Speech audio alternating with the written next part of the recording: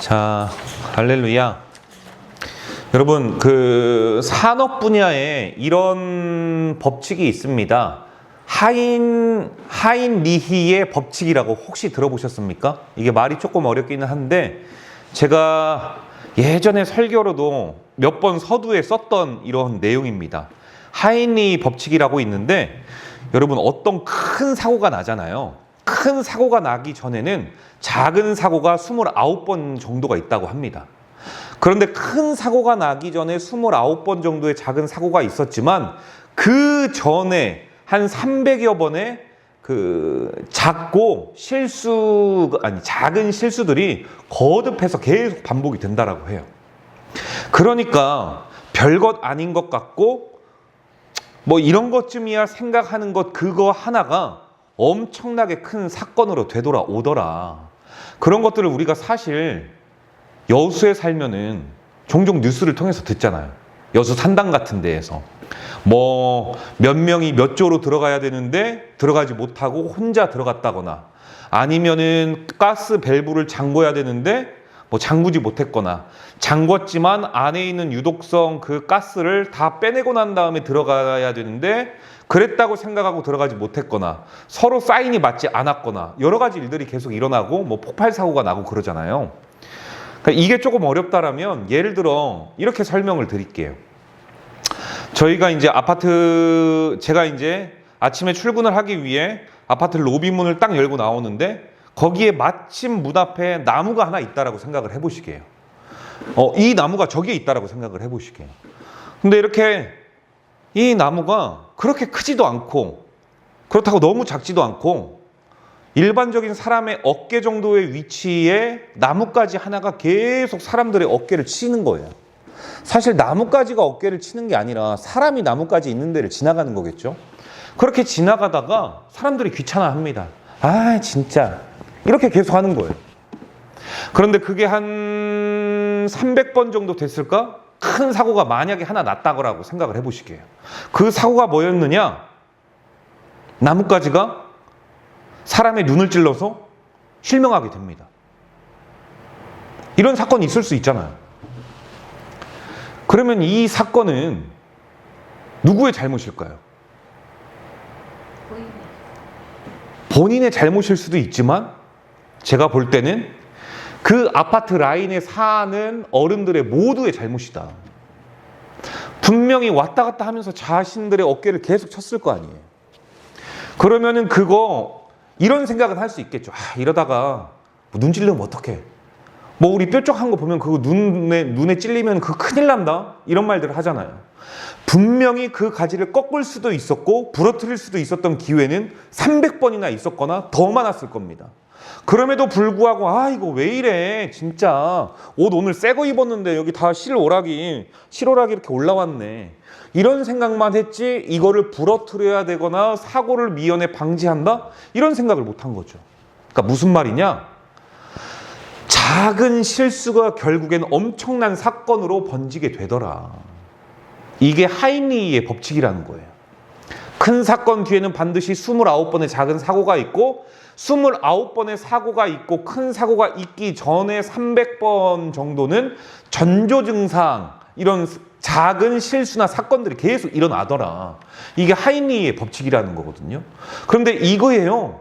우리 삶에서도 산업 분야가 아니라 우리 삶에서도 이런 일들이 있더라. 길 가다가 저 돌이 솟아 있어요. 가다가 계속 걸려 넘어지는 거예요. 실제로도 뭐 일을 하다가 보면은 바퀴를 끌고 가는 엘카라는 것들이 있는데 저기에 문턱이 있는데 거기에다가 쇠 하나만 받치면 될 것 같은데 사람들이 계속 뭐 올려놨던 것들이 거기에 걸려서 넘어진다거나 이런 것들을 봤을 때 저거 하나만 고치면 되는데 그런 것들을 하지 못하더라. 자동차 도로에 아스팔트가 깎여 나가서 포트홀이 생겼다. 그래서 자동차 바퀴가 뭐 아니면 쇼바가 그쪽을 지나갈 때마다 많은 자동차들이 고장이 나거나 파손이 되더라. 그래서 엄청나게 많은 돈이 들어가더라. 그러면 이거는 시에서 그 문제를 보고 전체 아스팔트를 갈 게 아니라 그 부분만 고치면 되는 거죠. 근데 이런 것들을 미루고 미뤘다가 연말에 하니 그 전에 많은 사람들이 그곳을 지날 때마다 많은 파손으로 말미암아 물리적인 이 돈이 지출이 되더라. 이런 것들. 분명히 그것만 고치면 되는데 인식했음에도 불구하고 그거를 이제 실행으로 옮기지 못하는 모습들. 그런데요, 여러분, 이 모습이요, 오늘 본문에 그대로 나와 있어요. 그대로. 여러분, 이 아이성 전투는요, 이스라엘 백성이 이 아이성, 작은 성을 점령하기 위해 올라갔다가 무려 사람이 36명이나 죽는 참담한 이 패배를 목도하고 사람들의 마음이 물처럼 녹았다라고 오늘 본문에서 말하고 있어요. 그런데 여러분 생각해 보세요. 한 3,000명쯤 올라갔는데 전투에서 36명 죽었다고 그게 무슨 큰일이야? 라고 생각할 수 있지만 그게 내 가족이라고 생각해 보세요. 그런데 여기는요, 여러분, 일반적으로 나라가 아니에요. 여기는요, 여러분, 지파별이에요. 그러니까 이 사람들은 모두가 다 가족 구성원인 거예요. 한 피바다 한 몸 이룬 한 형제 자매들입니다. 그들이 죽었다니 좌절할 수밖에 없고 마음이 녹는 거죠, 물처럼. 이 엄청난 상황. 그런데 여러분, 이 상황이 어떻게 벌어지게 되었던 걸까요? 과거로 거슬러 올라가야 돼요. 어디로? 바로 6장. 6장에 어떤 일이 있었습니까? 여리고성이 무너지죠. 여러분, 그런데 이 여리고성이 무너지는 것을 보고 이 이스라엘 백성들, 지도자들은 어떤 생각을 했을까요? 아, 우리가 이 여리고성, 철옹성과도 같은, 여러분 말씀드렸죠? 이 내성, 외성 두 개의 성이 있는데 하나의 성은 6m, 그러니까 외성 바깥에 있는 그거를 어떻게 해서든지 이기고 들어왔을 때는 그 안에 내성 12m짜리의 성이 있더라. 그러니 쉽게 이길 수 있는 성이 아니었다. 왜냐하면 1차의 성이 뚫리고 2차에 들어온다라고 해도 이 1차의 성과 2차의 성에서 협공으로 이렇게 돌을 던지거나 화살을 쏘면은 여러분 여기에 갇혀가지고 죽는 거예요. 그러니까 이게 쉽지가 않은 거죠. 그 전쟁이. 그럼에도 불구하고 이스라엘은 전혀 자신들의 능력으로 한 것이 아니라 하나님께서 함께 하심으로 그곳을 소리 한번 질렀더니 무너지더라. 그 철옹성과 같은 성이 무너지더라. 이거를 경험한 거예요. 그래서 이 이스라엘 백성들이요, 어떻게 해요? 이들이요, 아이성은 우습죠. 엄청나게 큰 난공불락과 같은 그 여리고 성이 무너졌는데 내가 지금 아이성이라고? 그래서요, 이들이 간구한 게 있습니다. 하나님께 묻지 않아요. 하나님께 묻지 않습니다. 여러분, 이전에 여호수아는 어땠냐면요, 하나님 앞에 묻습니다. 하나님, 우리가 어느 때 공격을 해야 될까요? 하나님, 우리가 어떤 전술로 해야 될까요? 이래 할 거다. 아, 그러면 하나님, 우리가 며칠 동안 돌아야 될까요? 하나님, 우리가 언제 나팔을 불어야 될까요? 하나님, 우리가 어떻게 입을 다스려야 될까요? 하나님, 사인은 어떻게 주실 건가요? 이렇게 하나하나 다 물어요. 그런데 오늘 본문을 보니까요, 여러분, 사람이 36명이 그냥 죽었다라고 안 하죠. 쳐죽임을 당했다. 그러니 이거는요, 말도 못한 개죽음인 거예요. 성경에서 쳐죽임, 이거요, 여러분, 사람의 눈으로는 볼 꼴 못 볼 꼴, 차마 못 볼 꼴이라는 거예요. 그만큼 엄청난 희생이었다라는 거예요. 자, 그런데 이전까지는 하나님께 묻다가 이렇게 36명이나 죽고 처참한 몰골이 되기 전까지 여호수아는요, 그러지 않습니다. 오히려 여호수아는요, 귀가 팔랑거려요. 정탐꾼을 딱 보내고 나서 이야기하기로 이거예요. 여호수아님이시여, 여기 이 아이성 점령하는데 뭐 전체가 다 갑니까? 제가 딱 보니까 성도 적어가지고 한 2-3천 명이면 될 것 같아요. 이것만 보냅시다. 그랬더니 여호수아는요, 오케이, 그렇게 합시다 하고 간 거예요. 묻지 않으니까. 여러분, 왜 그래요? 이거를 보면서 우리가 알 수 있는 게 있죠. 은혜 뒤에는 확실히 교만이라는 유혹이 우리 안에 자리 잡는구나. 그래서 하나님께 물으면 됐을 텐데, 이게 하이니의 법칙이죠. 이거를 간과한 거예요. 별거 아니다, 괜찮다, 이쯤이야, 아무것도 아니다. 그런데 생각해 볼 것이요, 이스라엘은요, 군대도 없어요. 칼 한 번 잡아본 적도 없잖아요. 뭘로 싸울 거예요? 이 아이성의 입장에서, 이 아모리 족속의 입장에서 보면은요, 두렵죠. 얼마나 두려웠을 거예요. 다시 한번 생각해 보실게요. 이 여리고성이 이스라엘 백성들을 두려워했던 이유가 있어요. 익히 들었거든요. 세상에 요단강을 하나님께서 다 말려버렸다고? 그리고 그것을 건넜다고? 그리고 수많은 그러한 하나님으로 말미암아 그들이 여기까지 인도되었던 엄청난 기적의 역사들, 이런 것들 다 들었으니 간담이 녹았다라고 이야기를 하고 있잖아요. 얼마나 두려웠을 거예요. 그것도 싸움 한 번 해보지 않고 몇 바퀴 이렇게 하루에 한 번씩 이렇게 돌더니 야 했더니 무너지더라. 이거를 경험했잖아요. 그 소식이 삽시간에 가나안의 7족속에게 다 퍼지지 않았겠습니까? 그런데 지금 그런 자들이 그 큰 여리고 성도 무너졌는데 지금 아이성으로 온대요. 그러니 이들이 얼마나 두려웠겠어요. 여러분, 그런데요, 고대의 전쟁은요, 사람과 사람 간의 전쟁이 아니었습니다. 이 당시의 전쟁은요, 신과 신의 전쟁이에요. 사람이 대리해서 싸우고 있지만 그들 가운데에서는요, 어떤 신이 더 강한가에 대한 싸움이 있습니다. 그래서 항상 전쟁 전에는 우리나라도 그랬고요, 이 고조선 때도 그랬고요, 그리고 부여 때도 그랬고요, 보면은 먼저 신녀들이 가가지고 이거에 대한 제사를 합니다. 그리고 뭐 어떤 신이 뭐 함께 하십니다. 뭐 치유천왕이 함께 하십니다. 그러니 나가서 싸우면 반드시 승리할 겁니다. 이렇게 제사를 먼저 드리고 가잖아요. 그러니까 그거와 마찬가지로 이 고대 당시에는 전쟁은 신과 신의 싸움이었다. 그래서 딱 보니까 이들은 두려웠어요. 그런데 어떻게 해요? 두렵다고 내 집을 도둑에게 내놔야 되는 건 아니잖아요. 이 여리고 이 아이성 사람들은요, 어쨌든 싸워야 돼요. 그런데 이상하죠? 분명히 하나님께서 함께 하시는 민족이라고 들었는데 싸우는 거 보니까 오합지졸인 거예요. 그리고 전투에 능한 그들, 철기라고 했잖아요. 그들이 그걸 봤을 때 어떤 생각을 했을까요? 아, 100% 이들은 신이 함께 하지 않는구나. 이거 알게 된 거죠. 그리고 여러분, 여리고 이 아이성이 어디에 있냐면은요, 베델 북쪽 요새가 이 산속 이 가파른 지형에 있어요. 천의 요새예요. 들어가는 길이 협착해가지고요, 2,000명이건 2만 명이건 20만 명이건 들어갈 수 있는 길은 하나예요. 넓지도 않아요. 20만 명, 200만 대군이 온다 할지라도 그 길목만 잘 지키고 있으면 이거를 뚫을 수가 없는 길이에요. 그러니 이것을 정탐했었던 이 정탐꾼들이 첫 번째, 기도하지 아니한 것. 둘째, 기도하지 아니함으로 말미암아 오게 되는 볼 것을 보지 못하는 교만이 자행됐다. 그것만 제대로 봤더라면은 전략과 전술을 잘 짜서 우리가 이쪽을 우회해서 갑시다. 아니면 조용히 몇 명만 일단은 여기를 넘어갑시다. 이런 전술을 짰겠지만 그러지 않았다라는 거예요. 이 이유가 왜? 하나님께 묻지 않고 기도하지 않았더니 이런 문제가 생겼더라. 여러분, 그러니요, 우리 인생에서 이런 문제가 얼마나 많은지요. 큰일에는 하나님 앞에 몇 날, 며칠, 몇 달 하나님 앞에 기도하고 간구하고 눈물하고 서원하고 하나님이 아니면 안 됩니다. 그렇게 기도하다가 그 문제가 해결되고 우리 삶에 작은 문제가 있을 때는 이런 것쯤이야 하나님께 기도 안 해도 되지.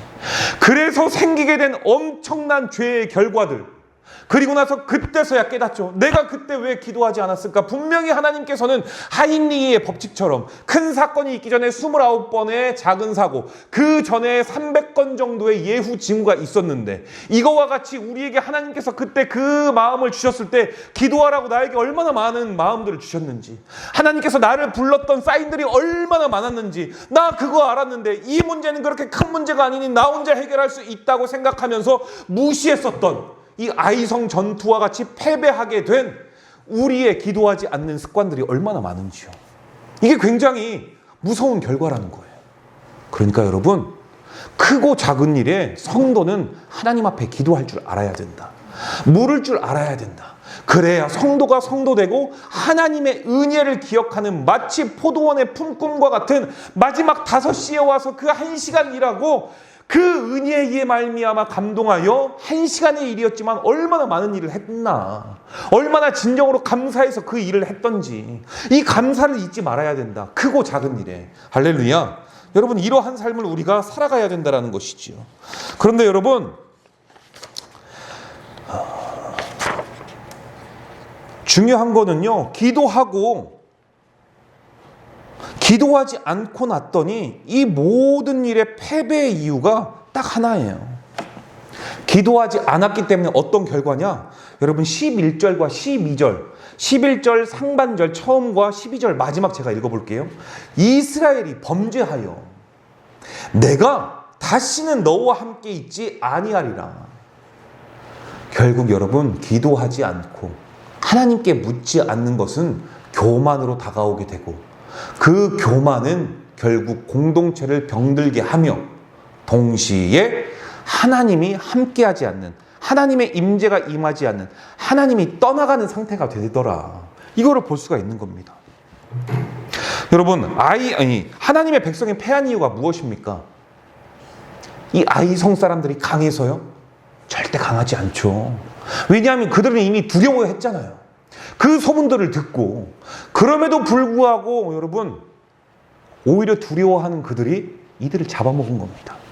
그 이유가 뭐냐? 적이 강해서가 아니라 하나님의 임재하심이 떠나버렸기 때문에, 하나님이 사용하시지 않았기 때문에, 하나님의 기름 부음이 없었기 때문에, 이 전쟁을 하나님께서 이끌고 가는 전쟁이 아니었기 때문에. 여러분 이게 굉장히 중요하다라는 거예요. 여러분 두 번째로 아이성의 신앙적인 아이러니가 있는데요. 그것은 무엇이냐? 한 사람의 판단이 공동체 전체의 위험으로 몰고 갈 수 있다는 거죠. 이게 정말 현실을 과소평가한 어리석음의 복합 선물 세트였다. 사실 여기까지 첫째, 둘째가 있는데 제가 다 축약해서 설교를 이어나갔습니다. 여러분 그래서 세 번째로 넘어가면요, 그럼에도 불구하고 회복의 길은 있다라는 거예요. 우리가 하나님 앞에 기도하지 아니하고, 때로는 내가 하나님과 기도하지 않고 하나님의 말씀을 순종하지 아니해서 하나님께서 우리를 떠난 적이 얼마나 많습니까? 우리가 하나님의 곁을 떠난 적이 얼마나 많습니까? 여러분 그런데 생각해 봐야 될 것이, 우리는 완전한 사람이 아니라는 존재죠. 이거를 전제 조건으로 우리는 깔고 가야 됩니다. 그렇다면 물론 우리가 하나님 앞에 날마다 붙들고 있으면 최고의 베스트고 최고로 좋겠지만, 그러지 못하는 한계성도 우리가 인지는 하고 있잖아요. 내가 어떤 사람인지 나는 알고 있잖아요. 여러분 그렇다면 하나님이라고 모르실까요? 하나님도요, 나정연의 인생에 그런 것이 있을 것이라는 것쯤은 하나님의 계산에 이미 들어가 있어요. 저뿐만이 아니라 여러분 모두가 하나님의 그 구속의 역사 가운데에 쟤는 저럴 것이라는 계산은 이미 다 들어가 있어요. 그러니 그 계산이 하나님 앞에 이미 들어가 있다면 하나님은 무엇을 준비하고 계시느냐? 회복을 생각하고 있다. 제가 저럴 것쯤은 난 알고 있었어. 그렇다고 내가 쟤를 버릴 수는 없어. 쟤를 어떻게 해서든지 하나님의 사람으로 만들 거야. 회복의 길이 있다. 여러분 아골의 골짜기에서 다시 하나님의 임재로 거듭나게 된다. 이게 16절에서 26절의 말씀인데요. 일단 여러분 여호수아는요, 하나님의 궤 앞에서 옷을 찢고 자복하면서 하나님의 말씀에 따라서 패배의 원인, 그 죄의 근간을 찾기 시작합니다. 그랬더니 제비뽑기를 통해 결국엔요, 유다 지파 아간의 죄가 드러난 거예요. 외투 한 벌 훔치고, 은 200세겔 훔치고, 그리고 또 금 한 덩이 훔치고 50세겔 정도 되는 이런 것들. 이건요 여러분 전투를 통해서 얻은 전리품이에요. 이걸 하나님 앞에 바치라고 했어요. 여러분 그런데 하나님은요 옹졸하신 분이 아닙니다. 이거 다 모아서 뭐 하라고 했을까요? 뭐 하려고 했을까요? 하나님의 나라의 확장에 사용하기 위해서 하나님께서는 가져오라고 하셨을 겁니다. 왜냐? 우리가 알고 있는 레위기서를 보면은 하나님께서 추수 때에 모든 것들을 추수하지 말고 그 내 모퉁이는 하나님께서 절대 베지 말라고 하잖아요. 왜요? 그런 것들은 가난한 이웃이나 이방인이나 객이나 고아와 과부를 위해서 남겨두라고 하신 거잖아요. 그런 하나님이라면은 그리고 이 추수 때에 축제를 벌이기 위해서 하나님 앞에 온전히 처음 곡식은 하나님 앞에 바칠 때에 이러한 모든 것들 하나님께서는요 혼자 제사 때 드시는 분이 아니십니다. 그때만큼 이방이 고압 객들 다 함께 다 불러 모았습니다. 그래서 그들을 함께 다 먹게 하기 위해서. 하나님은 옹졸하신 분이 아니다. 그런 것들을 우리가 레위기서를 통해서 배웠다면 이것 또한 하나님께서 혼자 입마이 포켓 하실 게 아니라 하나님의 나라와 하나님의 사람과 하나님의 백성과 이스라엘을 위해서 사용하셨을 게 자명하다. 그러함에도 불구하고 아간은요 그 전리품을 오늘 본문에 보니까요 보았대요. 그리고 탐이 났대요. 그래서 가져갔대요. 이거 보니까 불현듯 생각나는 구절이 하나 있었습니다. 창세기 3장. 아담과 하와. 선악을 알게 하는 나무의 실과의 열매를 딱 보니까 보암직도 하고 먹음직도 해서 탐해서 그것을 가져갔어요. 취했어요. 그것을 생각나게 하는 거죠. 그래서 죄의 구조는 언제나 똑같더라. 먼저 본다. 그리고 탐이 나더라. 세 번째는 가져가더라. 이게 죄의 특성이에요. 여러분 그러니 기억하시기를 바랍니다. 죄는 언제나 탐심에서부터 시작이 되더라. 결국 아간과 그 가족은요 그의 모든 소유가 아골 골짜기에서 심판을 받습니다. 여러분 아골은요 괴로움이라는 뜻이에요. 여러분 가족이 여기서 몰살당해요. 얼마나 큰 괴로움이었을까요? 세상 사람들에게 몰살당하면 구원의 길이라도 있잖아요. 하나님을 믿고 있는 사람이라면. 이 나라에선 내가 이 땅에서는 핍박받을지라도 하나님께서는 아신다. 그런데 하나님께 여러분 멸절을 당해요. 그러니 아골은요 괴로움입니다. 그런데 여러분 우리 삶에 아골과 같은 순간들이 얼마나 많습니까? 자이건 타이건 우리 삶의 나를 괴롭게 하는 그 순간들, 아골과 같은 이 아간과 같은 상황들이 우리가 얼마나 많이 마주를 하게 되는지요. 그런데 여러분 그게 끝이 아니다. 하나님은요 우리 인생의 아골과 같은 그 괴로움 속에서도 결국은 길을 내시는 분이더라. 그래서 아골골짜기라는 그 삶이 마치 내 삶 같다 할지라도 하나님은 그곳을 다시 하나님께서 사용하시는 자리로 변화시키시는 분임을 믿으시길 바랍니다. 여러분 하나님은 그러신 분이에요. 그러신 분. 호세아 2장 15절 보면요 내가 아골골짜기로 소망의 문을 삼겠다 하나님께서 말씀하셨어요. 그러니까 이 아골은요 괴로움이 아니라 내가 하나님 앞에 자복하고 내가 하나님을 만나기를 갈망하고 소망하고 염원하고 하나님과의 관계가 쌓인다면은 그것은 소망의 골짜기가 되는 줄 믿으시길 바랍니다. 즉 그 징계의 자리가요 여러분 회복의 문이 된 거예요. 그래서 이스라엘은요 이 사건이 어떻게 될까요? 정결하게 돼요. 그리고 8장에서 어떻게 되냐면요 아이성을 다시 점령합니다. 여러분 그러니 교만이 얼마나 큰 죄인지 우리에게 알게 해요. 하인리의 법칙 정말 상통하죠. 똑같죠. 묻지 않고 하나님 앞에 여러 가지 징조가 있었음에도 불구하고 그런 것들을 간과했더니 결국은 36명이나 쳐죽임을 당하는 일. 여러분 그래서요 8장은요 우리에게 다시 이런 것들을 알게 합니다. 다시 하나님께 묻고 그분의 전략에 따라가야 우리가 살 수 있다. 이런 것들을 알게 하는 거예요. 하나님은 분명 같은 장소 같은 상황 속에서도 하나님의 임재가 함께할 때 결국은 결과가 다르더라. 이것을요 7장과 8장에서 확실하게 보여줍니다. 하나님의 임재하심이 다시 돌아온 이유가 무엇일까? 쉽습니다 여러분. 죄를 제거했기 때문에. 확실한 것은 우리 하나님은 완전하고 완벽한 사람보다 하나님 앞에 정결한 사람. 쟤 좀 어눌해도 돼. 쟤 좀 부족한데 다른 건 모르지만 내 앞에선 진심이야.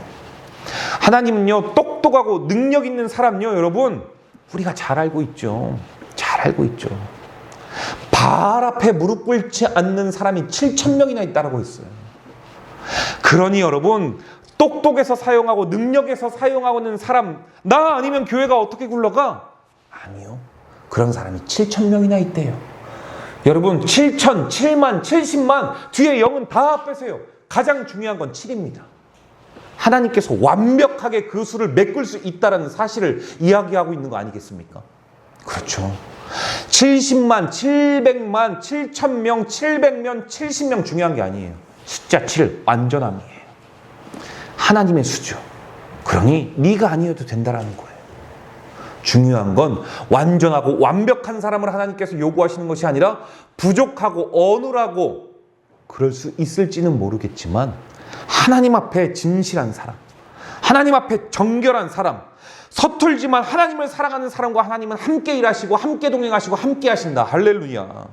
그러니 우리 예수로 사는 교회의 성도들은 회개하는 성도들이 되자. 이유는 아골골짜기 같은 괴로움의 자리라 할지라도 죄를 제거하는 성도들에게 닥친 괴로움의 자리는 다시 하나님으로 말미암아 하나님의 임재로 출발할 수 있는 출발선상이 될 수 있기 때문이다. 혹시 삶의 자리에서 무너지셨다면요, 여러분, 우리 다시 기도하십시다. 확실한 것은 하나님은 거기에서 저와 여러분을 만나 주십니다. 결론인데요, 하나님 없는 싸움은요 절대 이길 수 없습니다. 사랑하는 예수로 사는 교회 성도 여러분, 여호수아서 7장은요 사실 이스라엘의 전투의 기록이 아니에요. 이거는요 오늘 우리가 읽었기 때문에 오늘 우리 신앙의 삶의 전투의 기록이에요. 우리 신앙의 삶에 어떻게 해야 승리할 수 있는지, 아무리 작은 문제라 할지라도 하나님께 묻지 않았을 때 이러한 신앙의 위기가 올 수 있구나. 그러함에도 불구하고 아골골짜기 같은 삶이라 할지라도 그곳에 내가 모든 죄를 끊고 다시 하나님 앞에 돌아서면은 하나님의 임재로 말미암아 그곳이 소망의 골짜기로 변할 수 있구나. 이것을 우리에게 보여주십니다. 그러니까 여러분, 중요한 것은 늘 하나님께 묻는 습관을 회복하시기를 바랍니다. 작으니까 괜찮겠지? 이것은요 여러분 저주예요, 저주. 영적인 추락의 출발점입니다. 기도 없이 결정하지 말고 현실을 정확하게 하나님께 묻자. 그리하여 결국엔 작은 문제, 아이성과 같은 문제도 승리할 수 있는 저와 여러분 되시기를 주님의 이름으로 축복합니다. 기도하도록 하겠습니다.